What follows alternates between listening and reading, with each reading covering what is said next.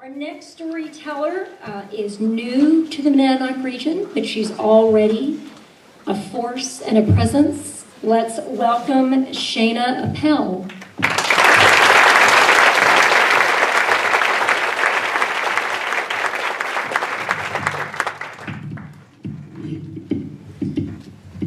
So this is a story about the power of relationship to transform reality, actually.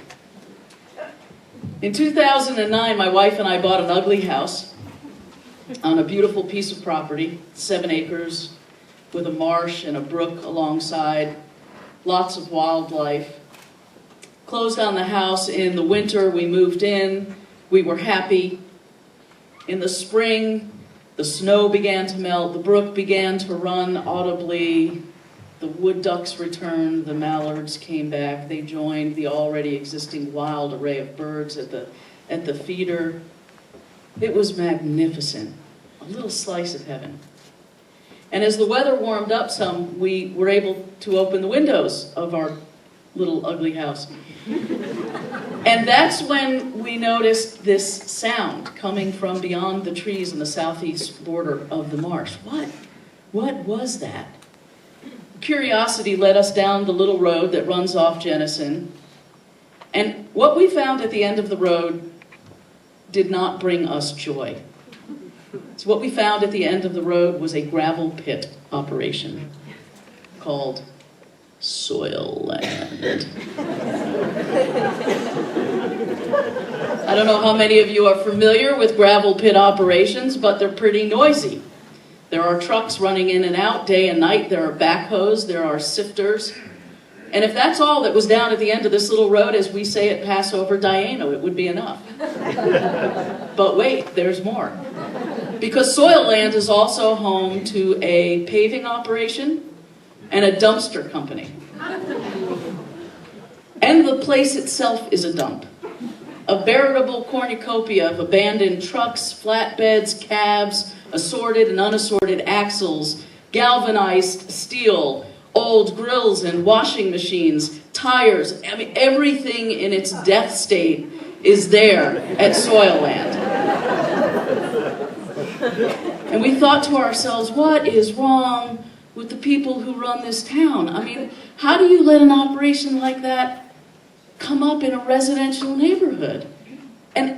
And what's wrong with the people who run this place? I mean, why don't they clean it up? There's got to be thousands of dollars worth of scrap metal here. Don't even get me started on the people who work there, okay? Because, let's face it, nobody with an ounce of, self-respect works in a place like this.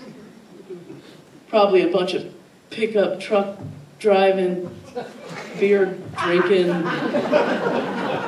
Walmart shopping, NASCAR loving, swamp Yankees.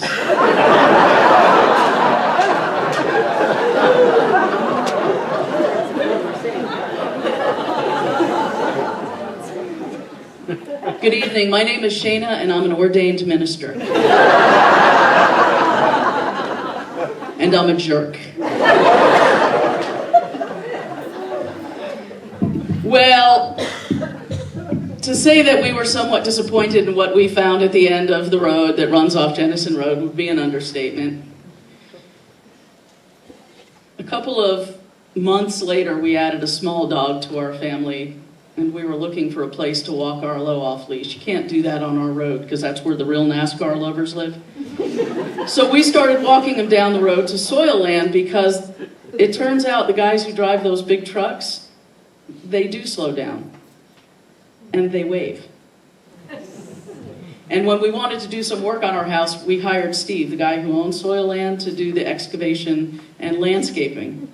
And he treated us great. We got to hand-pick our decorative boulders right from the lot. Have them transported around the corner to the house.